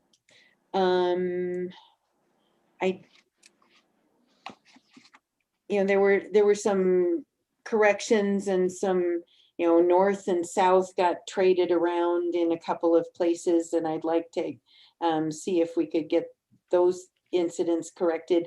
I tried emailing myself the whole scan. I made a lot of like circled things and did question marks on several pages, but it's too large a document and it wouldn't email to me so that I could forward it. So how would you suggest getting those bits and pieces to?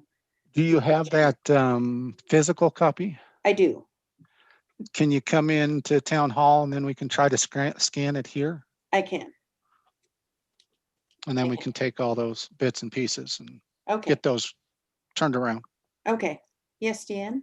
The rest of us do that too? Absolutely. Sure. That would be wonderful.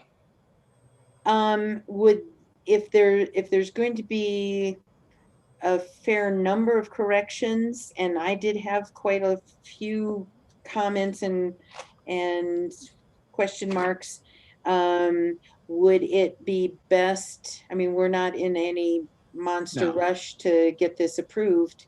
We could offer these corrections, have a clean copy for the next meeting. Does that seem agreeable? If y'all would like to do that, sure. Okay. I think we would just need a motion to that effect. I'll make the motion to continue it to the next meeting. Okay. I'll second it.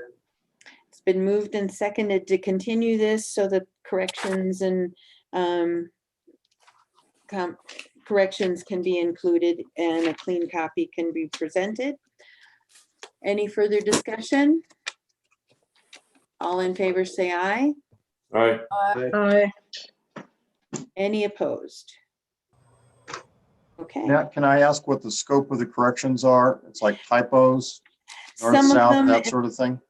yeah. Okay, we're not engaging in a rewrite, are No. we? I'm not intending to. So.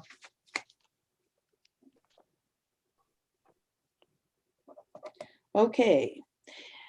Next, we have the draft audit. Let's get there. And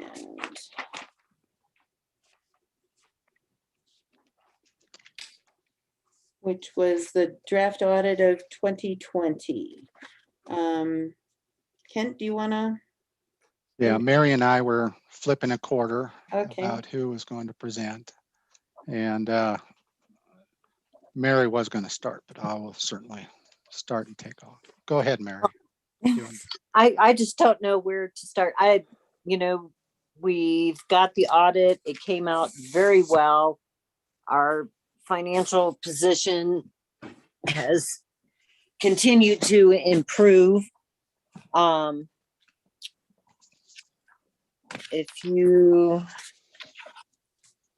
Okay, I highlighted stuff, but for example, general fund, we ended up 420,469 revenue over expenditures. Why don't you hold on a bit, Mary? Okay. The first spreadsheets that are shown within the draft audit has the statement of net position, and it shows governmental activities and business activities. We're just going to skip over that. Where she's talking about is, and then you turn it, I'm just trying, because a lot of times you may not find it as quickly as others. That's the first set of spreadsheets. And then you turn the page, and then you have on the top of this page, it says balance sheet of governmental funds. Now that's still not the page I think that Mary is at. Right, Miss Mary? Yes, we want the next page. We want page 4 of the audit. I'm sorry, I have all my packet in piecework here. Yeah. And on the top of the page, it says statement of revenues, expenditures, and changes in fund balance - governmental funds. So If you can raise your hand, stated that you made it to that page. When you say page 4, I don't have pages numbers on my. not You don't? No. Okay, so Not I can, let me cross-reference it. Hold on. Sorry.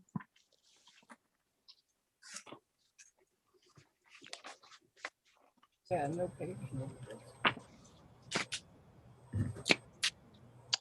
Maybe it would be easier if I could share my screen and have the audit on the screen. Would that be helpful?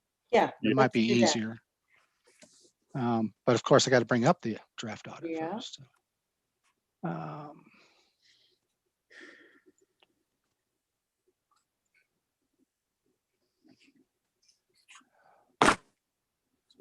Well, it would help to be in the inbox and not the sent. Sorry about that.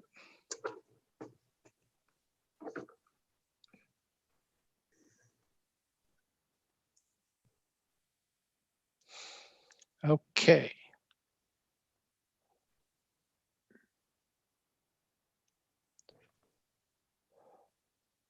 Okay, I think I'm on the right page.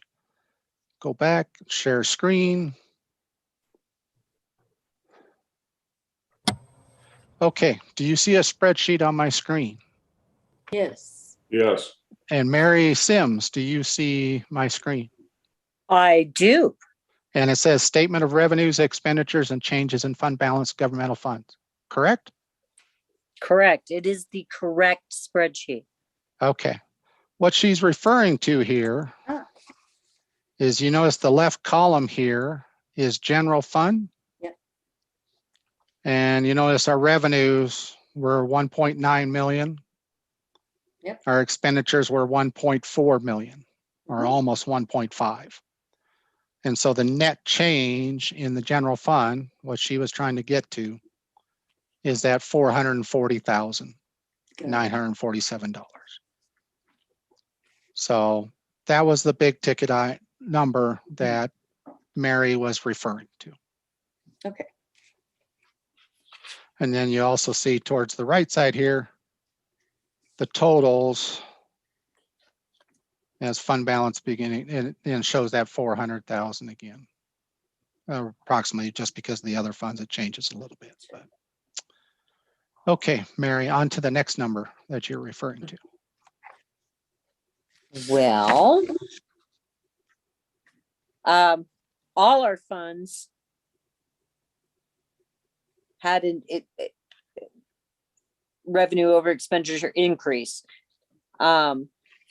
So there was only one fund that went a small amount over budget, and that's probably due to bills coming in late January and February that we didn't get to do a supplemental for. But for the most part, it's within this other governmental funds here. Okay.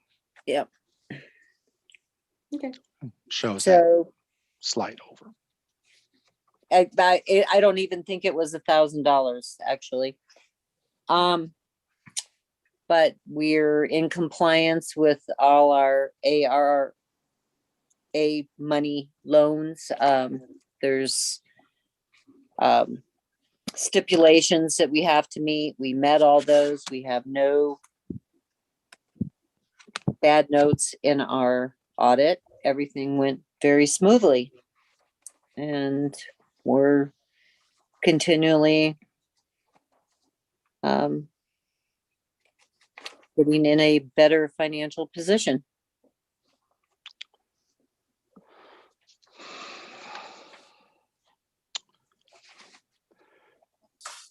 Now, the couple pages after the governmental funds, Mary Sims, if I may talk for a second here. You don't have to ask me. I just want to make sure I'm not speaking over you. Is the water and sewer fund, they're accounted, and it has within the audit, it'll give you that it's a different type of accounting for the business activities for the water and sewer fund than for all the other funds. And the water and sewer fund, it has statement of net position. And it shows these things and the total assets. That includes our wastewater treatment plant, our water treatment plant, our water tanks, our all the little lift stations and all the various stuff that helps deliver water and take water away. Our total net position, now you show this as the 2020 total and 2019 total. Between the two totals, it did go up a little bit from 10.7 million to 11 million. And then the sewer breakout is about 4.2 million and the water is 6.8 million. And that's mainly because the treatment for water is so much, the equipment is pretty expensive. So, but then it comes down here and sometimes it's hard to see. That's the total of all, you know, your assets and everything else. But then this is the operating revenues and the operating expenses for the water and sewer fund, and I'll show different numbers within that. The big number is, now I'm missing myself up here. Total operating expenses, is that what you're? Yeah, yeah.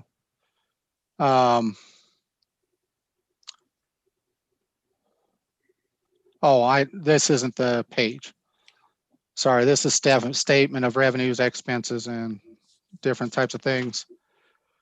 And then they'll have a statement of cash flows. That's the next page. Sorry about that. And it'll show the cash and cash equivalents. And you notice that the water fund, this is the title of that page, statement of cash flows. And you notice that our cash and cash equivalents for the water fund went from 1.3 million to 1.5 million. And our sewer funds at 744,000 went to 810,000. Now that still doesn't mean we're getting there, but if we had a storage tank, you know, would we be able to build a storage tank without any loans? Yeah, we could build a storage tank, but we wouldn't be able to build the treatment plant if for some reason it got destroyed and we didn't have other funds, whether grants or insurance money, to be able to rebuild it. That's what you try to do with the cash flows, is to have enough cash within that to be able to handle certain things on your own if you absolutely had to. So that is one number that I would point out to you. And that's what Mary and I were discussing as far as what to present, trying to break this down, because for non-accounting types, this is just a gazillion numbers. So, and it gets overwhelming. Now it does have in the middle, it shows a summary of significant accounting policies. Those are the same basically from year to year. They don't really change. Now they do mention capital assets and different types of things within it. Probably the thing that I end up looking at an awful lot, you're gonna look at our budgetary accounting, how we'd actually do these things. And it does show us deposits and investments, but it does have a description of our debt within this. It does show capital assets, and that is something that Mary works very hard with the auditing folks to make that those account for specifically. So all the different things that the town owns. So, and then the depreciation process that's with that.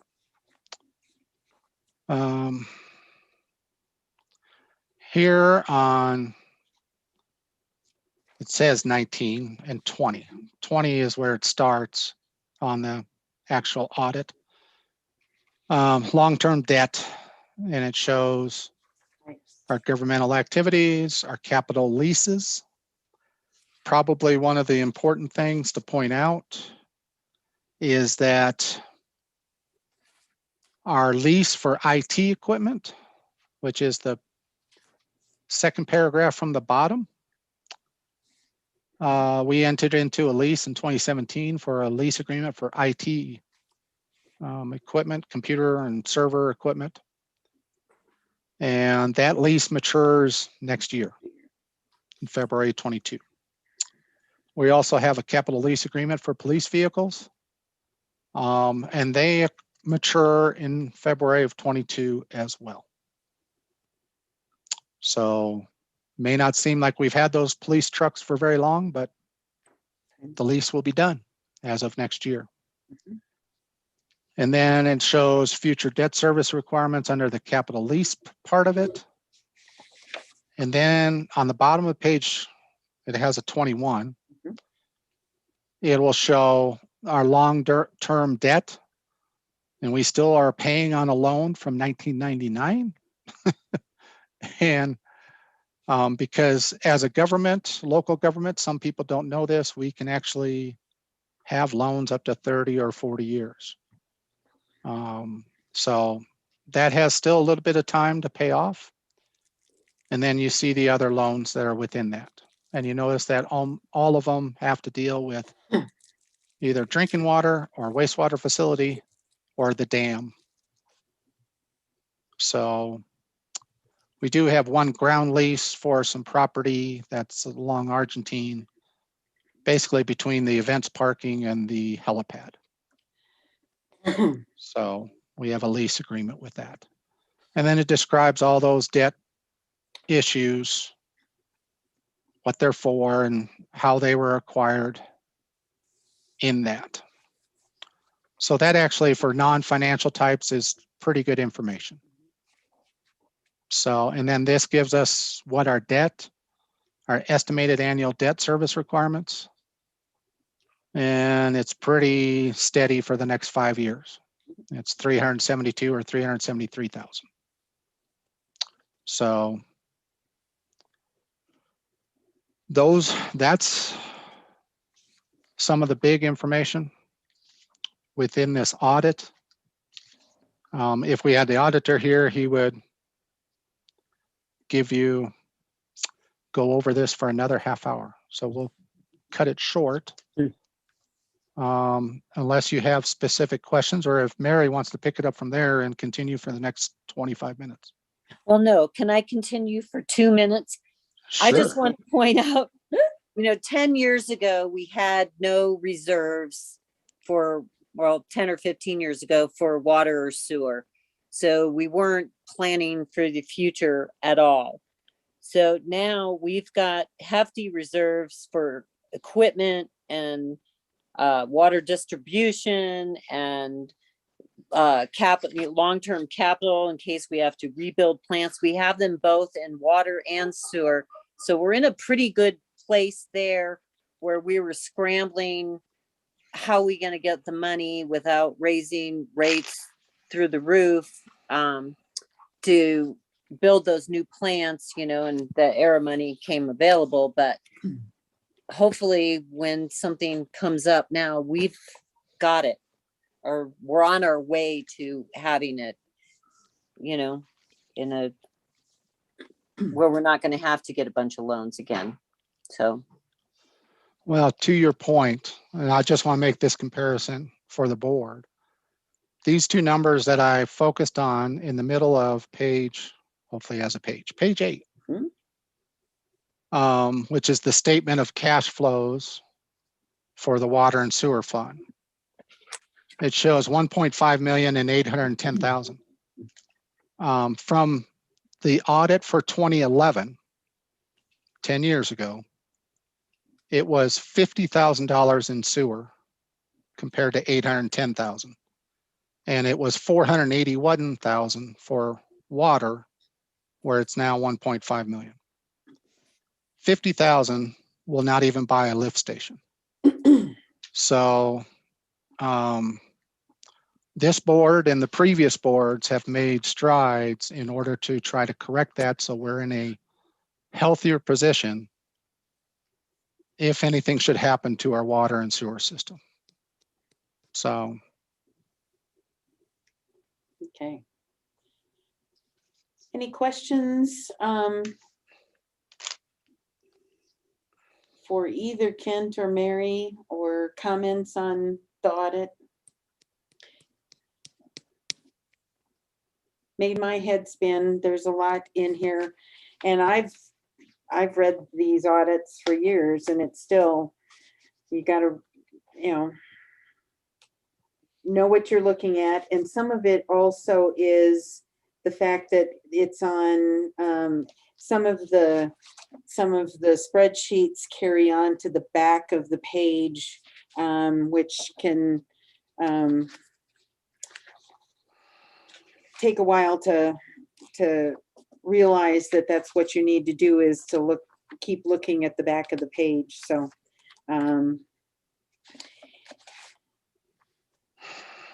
but we are in much better shape than we were when I first became a selectman, and we're doing a good job. And thank you, Mary, and thank you, Kent, for helping us get there. So, Well, and, thank you. And it's part of it is also that the different things have been done to put in place to make it structurally sound. And that's what Mary Sims was trying to get at. Yep. So.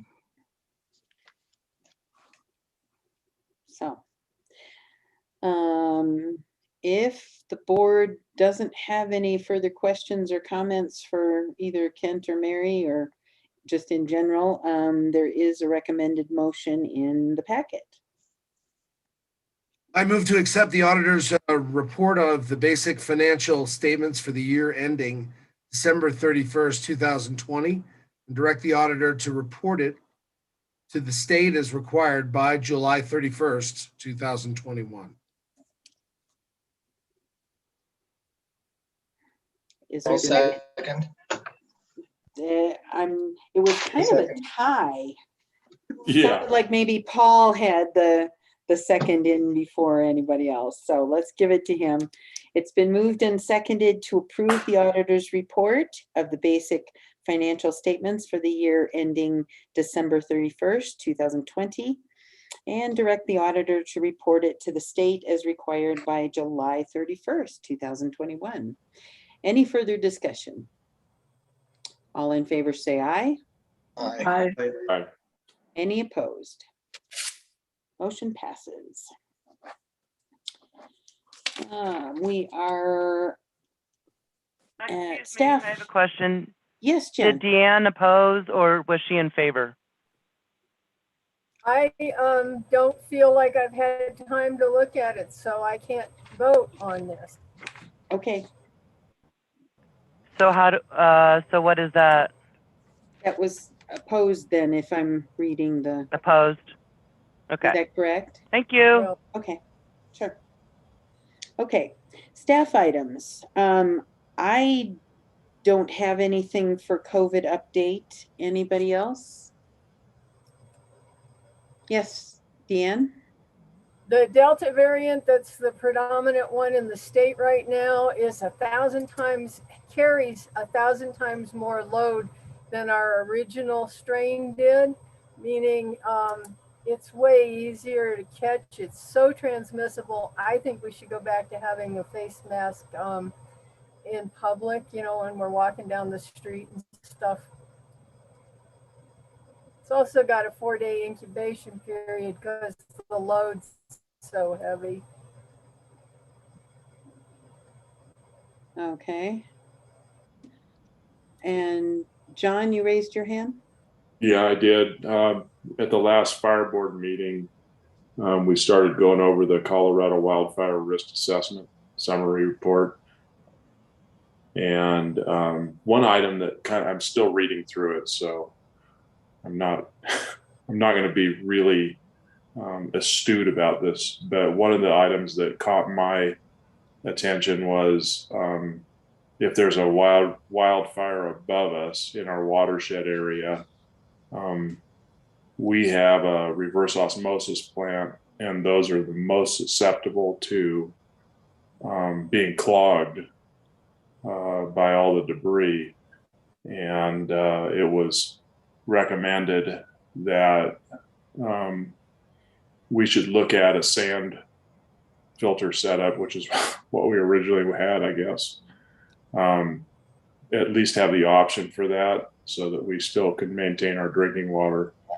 So I think at some point we should probably look at, I'll try to read through the rest of this report and then get it on to Kent and the rest of the board. But I think there's some things that we need to look at for capital expense for protecting ourselves against that sort of threat, as well as thinning and different things that we've talked about before.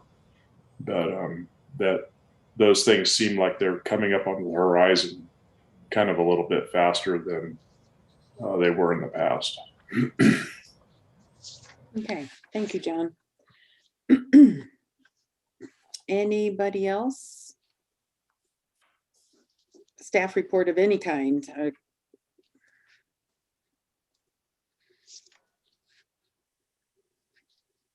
Okay. Did anybody, was that a hand raised, Randy? It was. Okay. I didn't know if this is when you wanted staff reports from the police department. Sure. Sure, why not? I was on the agenda for a different subject tonight, which through a lot of long drawn out lack of success at filling our vacant position, which was graciously and appreciated set in the budget this year. We looked at, especially with other developments in our personnel, we looked at the last minute of seeing if we could sponsor another candidate to go through the academy and give us a commitment to time here, work in that direction. Unfortunately, we started that all just a little too late, and between delays in the candidates making decisions and our decisions and everything else, we missed some deadlines, so it became unavailable to us. But I thought I'd still put forth, because there were some concerns due to national, state, and local incidents about the police department, and some might be concerned on why we haven't filled this position already. Like I said, it was a position made available. We appreciated that. We had some good candidates. Unfortunately, we are not very competitive when it comes to being able to get them to say, yes, this is where I want to be, rather than some other places. So those fell through. We've had a number of other candidates apply, and I just want to be very discriminating about who we choose. So we have had candidates. We haven't had candidates that I considered viable or suitable for the town or the agency, or especially with what goes on and the reason they are available, which is why we started looking in the other direction. We're still going to keep looking and do the best we can. What it comes down to is, on a personal note, I'd rather keep working harder than have the wrong person that would cost us a lot of money. I have had to be on the news a few times, and I just hate it. So I'd rather not have news stories regarding us. So that's where we're at. And like I said, unfortunately, we were in a good position, but we didn't meet the deadlines necessary to make it happen. So we very well might be looking at fall. This is the fall semester, spring semester, which will start at the beginning of the year, sponsoring a candidate. And this way we will even have more people to apply for that position. We looked at 3. The best one just took too long to make their decisions. We put them on the spot to make these decisions when they weren't ready.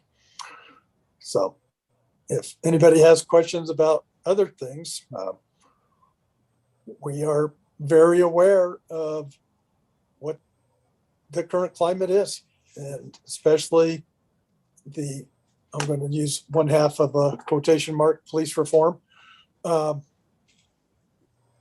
it's not a big problem we have. We're very considerate of what we do. We have all of these same activities happen on a regular basis, and somehow we do it better than some that might do it not as well as they could have.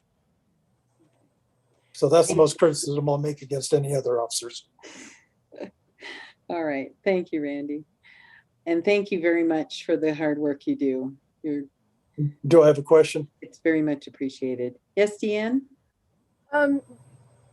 Because this is being so difficult, and if we would come up with 2 good candidates, could we put 2 through?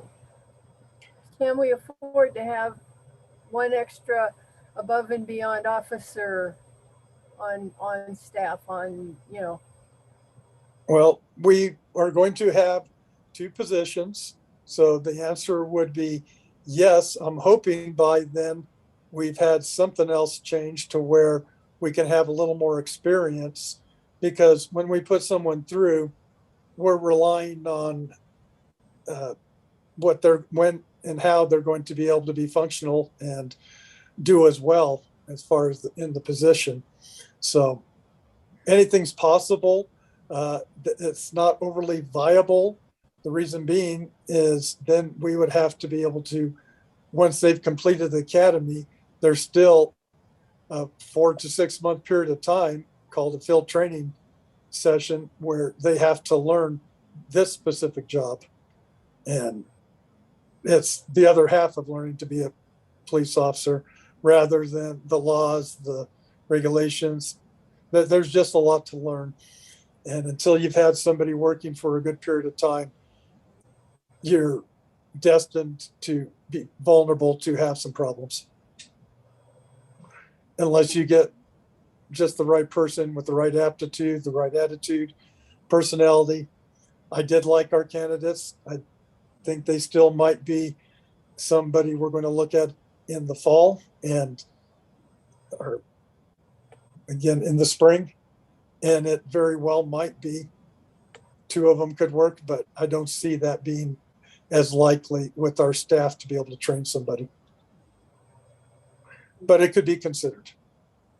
Sure. Yes, Kent?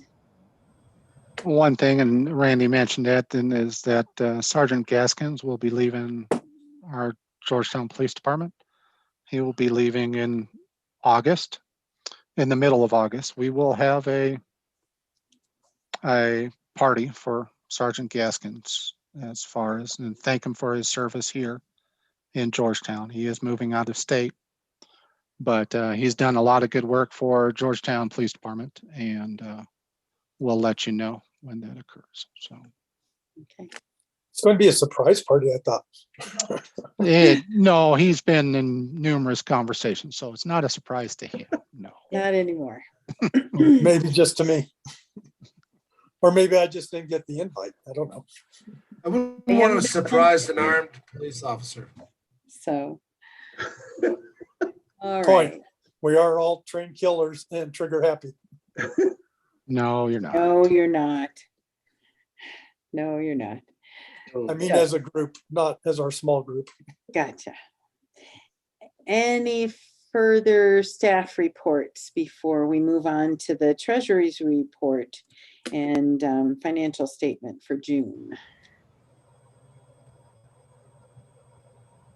Okay. Mary Sims did provide us with the Treasurer's report and financial statement for June 2021. Did anybody have any questions at this time? I mean, you're always, as she's said many times, you're always welcome to give her a buzz if you've come up with a question that didn't occur to you during our meeting, but she's always available. And she's always been very helpful explaining things to me. So don't hesitate to ask her. So. Lynette? Yes. I just wanted to point out, so this June is not a draft, and the January, February, March, April, and May financials that you got that were stamped draft, I can make you clean copies, but none of the numbers have changed. There were not any year-end audit adjustments. So they're all finals. Wonderful. Okay. Thank you so much. Mm-hmm. I have a question. Yes, Rick. For Mary, the Sea Safe Tabor Reserve of an overage of $22,000. What is, I know a little bit about the Tabor deal, but with that overage, what are we doing with that, and how does that work? It actually is just sitting in there now. We can move it into another one of our accounts. But at this point, interest rates are so bad in all of them, it really doesn't matter. I mean, it's sitting there. When we'll start the budget process here, well, actually, department heads and commissions receive their planning budget requests I put out today. But if our expenditures go up a lot for 2022, then that money will be necessary in there. I mean, it fluctuates. So right now it's just riding in there because it's not going to do any better anywhere else. Okay, I just didn't know if it needed to be refunded at the end of the year. I'm not. Oh, wasn't no, sure how no, that worked. not at all. Not at Okay. all. Thank you. Yep.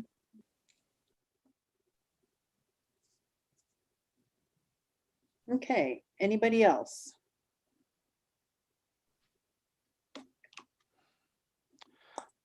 Lynette, one other thing, I had sent you information Oh, that's right. on the CDPHE is creating a new operable Unit 5. Gilpin and Clear Creek County are both, the whole counties are listed as a Superfund site. And they have now are wanting a more specific targeted area to review, and they had sent us some information regarding different identifiable areas near residential areas. I'm just mentioning it for information, and then we'll ask for more feedback at next meeting to the CDPHE on their request. Okay. So I just forwarded that email regarding that information. So Are these meetings that we'll have to have representation at as the selectmen? Yeah. I don't know. I'll check into that. I'm not sure. And Thank who's you. who's making the identification of those parcels? I mean, within the town, how are we saying? They already have several identified. And then they just are looking for additional information, feedback from the town, the local governments themselves. Can you share that list with us, please? Outside of this. Sure. When I get it, I don't have that list. No, that's, but yeah. so we can, okay.